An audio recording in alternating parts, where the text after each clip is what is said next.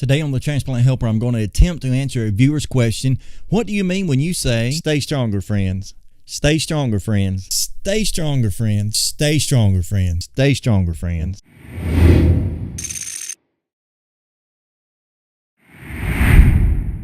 Well, hey, folks, I appreciate you joining me today on the Transplant Helper podcast, /YouTube video series. My name is Jim Merle. Let me encourage you, if you've not already subscribed to this channel, how about go ahead and do that? Just hit that subscribe button right beneath this video because I want to continue to provide you with content which hopefully will advocate, educate, and even motivate you as a transplant patient. Now, today marks my 40th episode. That's the 40th time I've sat down before this camera and in front of this microphone to try to provide you with that type of content. And therefore, it also is going to be marking in a few moments the 40th time I've used the phrase, stay stronger, friends, to close out a program. And so I think finally it has prompted a viewer question asking, why do I say that? Now, what they noticed in that is that I'm not using the phrase stay strong. I'm actually changing it just a bit to say stay stronger, friends. They may have even noticed as I've tweeted and sent out Facebook posts and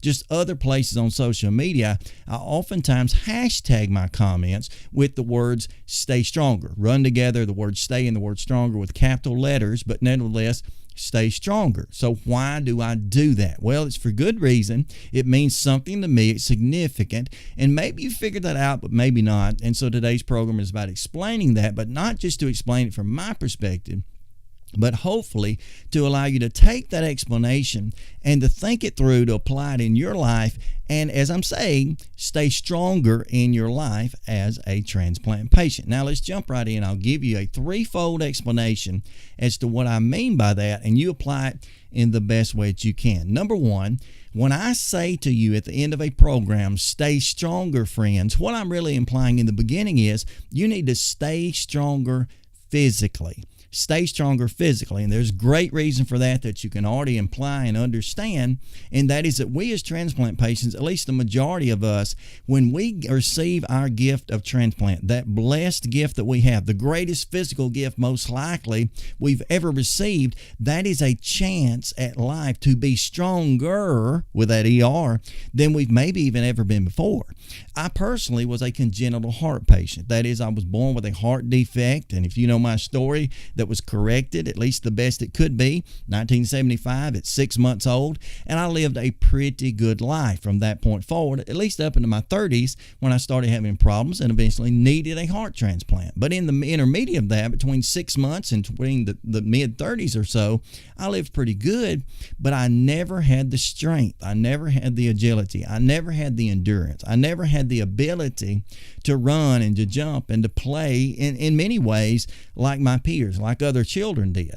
And so for me to have that new opportunity at life that transplant has brought, that's a wonderful thing. For me to have a new chance in life to be able to run and to jump and to play sometimes with my children was something that even I had never been able to do. Now, my daughter remembers a time, as she was about 4 years old when I fell ill, she remembers a time somewhat pre-transplant days when she was smaller that I, kind of rolled around on the floor and played and such, but I never really had that strength. And so when I say stay stronger, friends, I'm saying look out and reach out for that inner strength that you've gained now and make it better than ever before. Now, you may be in a different place. Many of you are not congenital patients, obviously. Not many of us congenital patients, as a matter of fact, survive through on adulthood and receive transplants and such. But maybe you're someone who fell ill, or maybe you're someone who dealt with, a debilitating illness that led to your need of a transplant, whether it be some kind of cardiac trouble, some kind of pulmonary trouble, some kind of renal failure, whatever it is.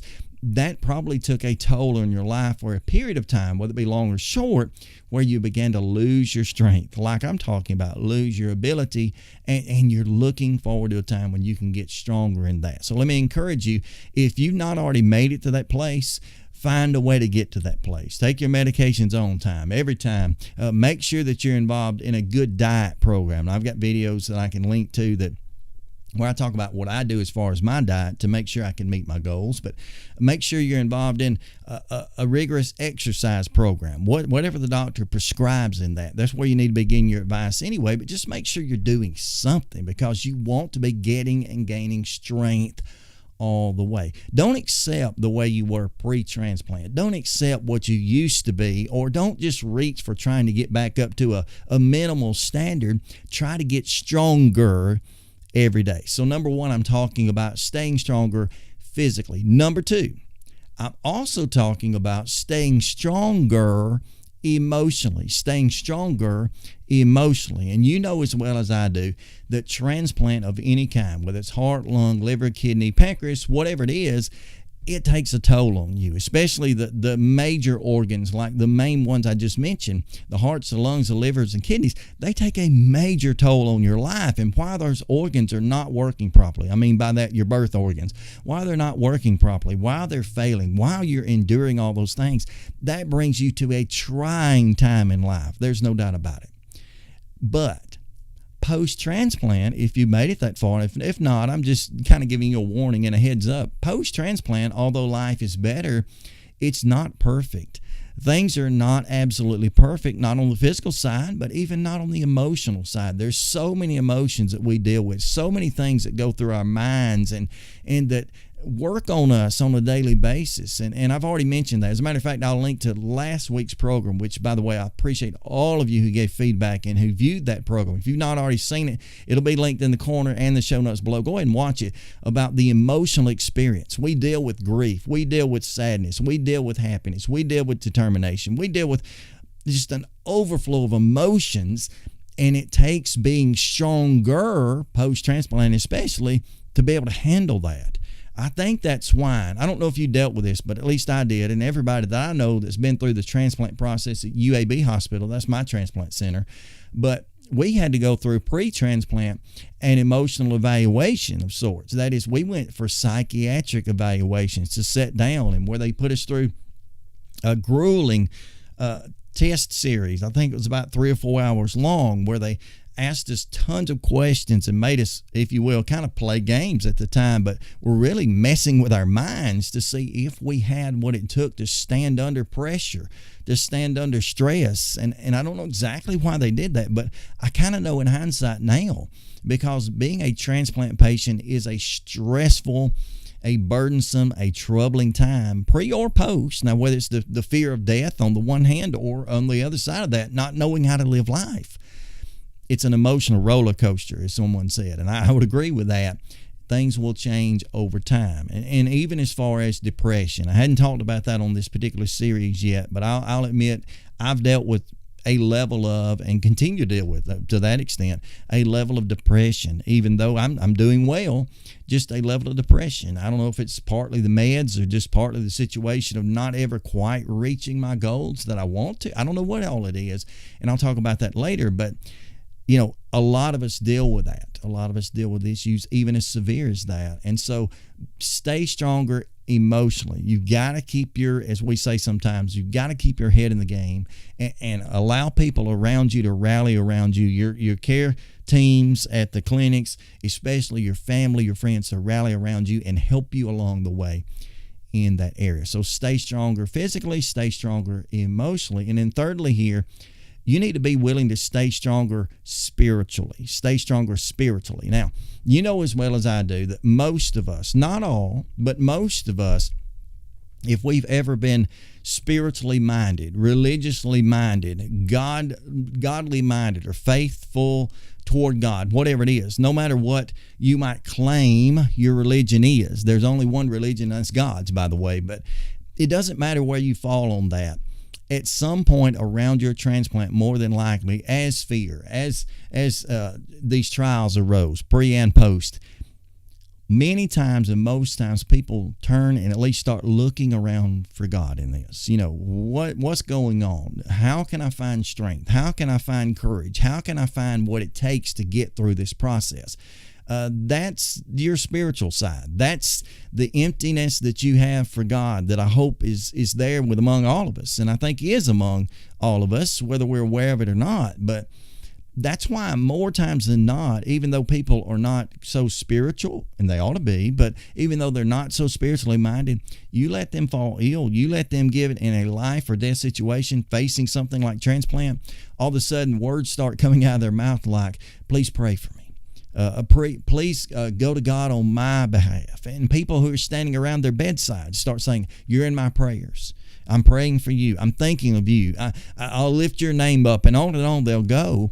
It's because we have that need. It's because we have to be stronger now.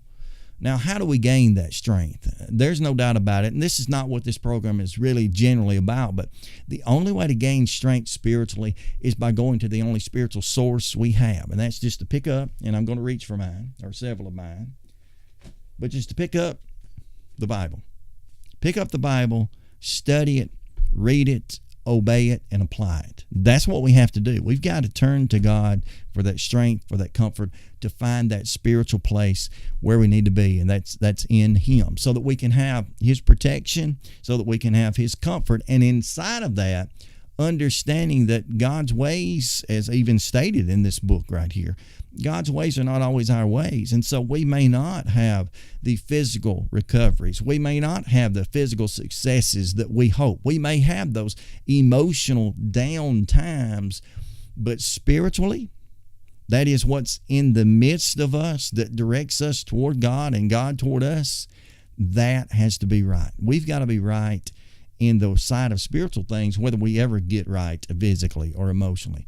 That's a part of what I mean by that. Now, I don't know how you understand that or have understood that in the past, but every time I close a program, and I have said, and will continue to say, by the way, stay stronger, friends. That's what I have meant. Staying stronger physically, emotionally, and yes, even spiritually. Now, if this has helped you in any way, I'd like to hear about it. Give me a thumbs up. Go ahead and subscribe to the channel. If you've not already watched a series or this series of videos, go ahead and find some of them. Meaning on medication management, on the emotional side of things, on day-to-day living. Something here will help you, but especially if this program has, I would love to hear from you. How do you deal with things? What would you think staying stronger would be in your life? It doesn't have to match mine perfectly. What would it mean to stay stronger in your life? And if this program has helped you, let me give you something. I'll slip this in at the end. If you watched all the way to the end, go ahead and comment below, whatever you want. Hashtag it, stay stronger. That way I'll know you made it all the way to the end. And hey, I'll be sure to comment back nonetheless. But thank you so much for watching this program. And until next time, here it is. Stay stronger, friends.